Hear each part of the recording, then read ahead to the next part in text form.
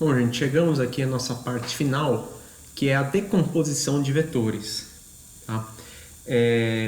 Nós vimos como calcular a resultante, né? Quando nós temos forças perpendiculares, a gente vai usar a teorema de Pitágoras para a gente obter a resultante.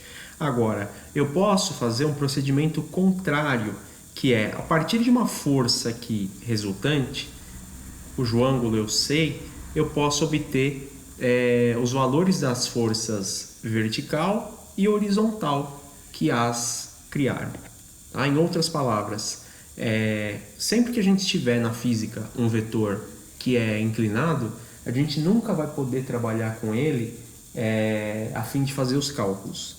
Tá? Por exemplo, nessa situação, a pessoa que está puxando esse objeto na diagonal, ele espera que esse objeto vai se mover no sentido horizontal.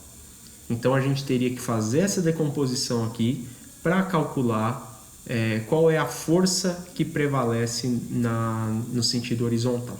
Parece confuso, mas eu vou explicar para vocês. Tá?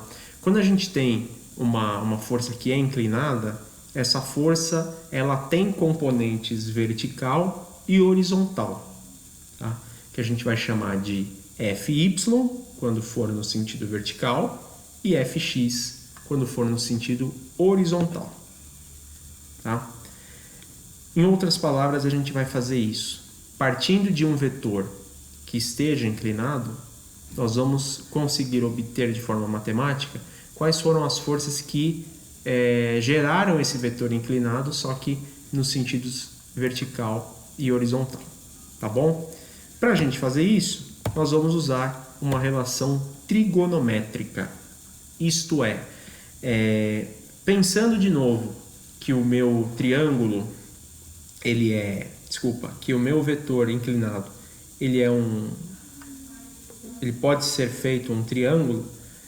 A parte de baixo do meu triângulo, que a gente viu que era o cateto adjacente, ele pode ser dado pela multiplicação entre o valor da minha força inclinada pelo cosseno desse ângulo.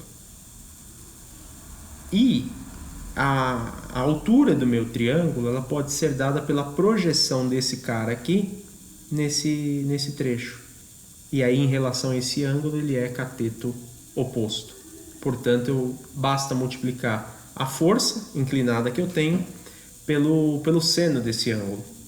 Então, por exemplo, aqui eu conseguiria calcular essa configuração. Por quê? Eu tenho a força e tenho o ângulo. Quanto vale a força horizontal aqui?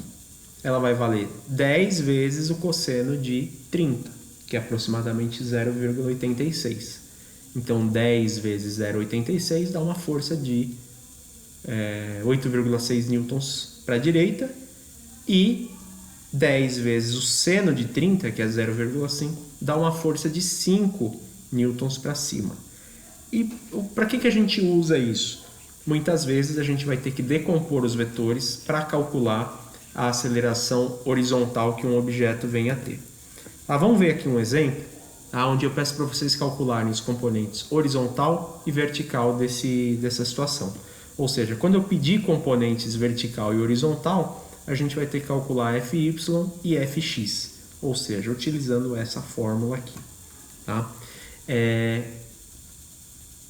Pelo ângulo de 45 ser exatamente metade de 90, os valores de seno e cosseno são igual, vale aproximadamente 0,7.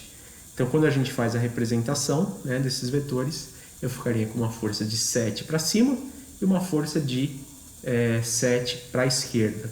Tá? Eu sempre tenho que observar aqui qual que é o sentido da minha força para poder dizer aonde que esses vetores vão aparecer. Como ele está aqui para a esquerda e para cima, então eu posso dizer que o vetor Fx vem aqui nesse tracejado e o Fy vem aqui para cima. Tá?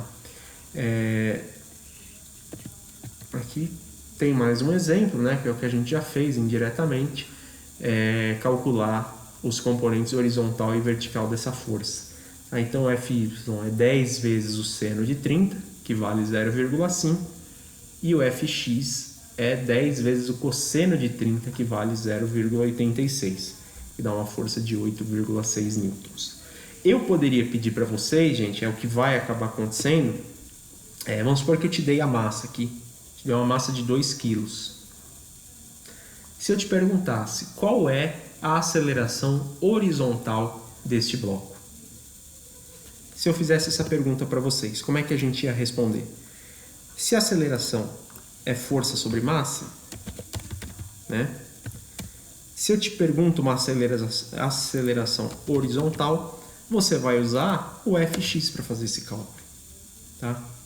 Então, eu tenho que sempre ficar atento agora ao que o exercício vai me pedir.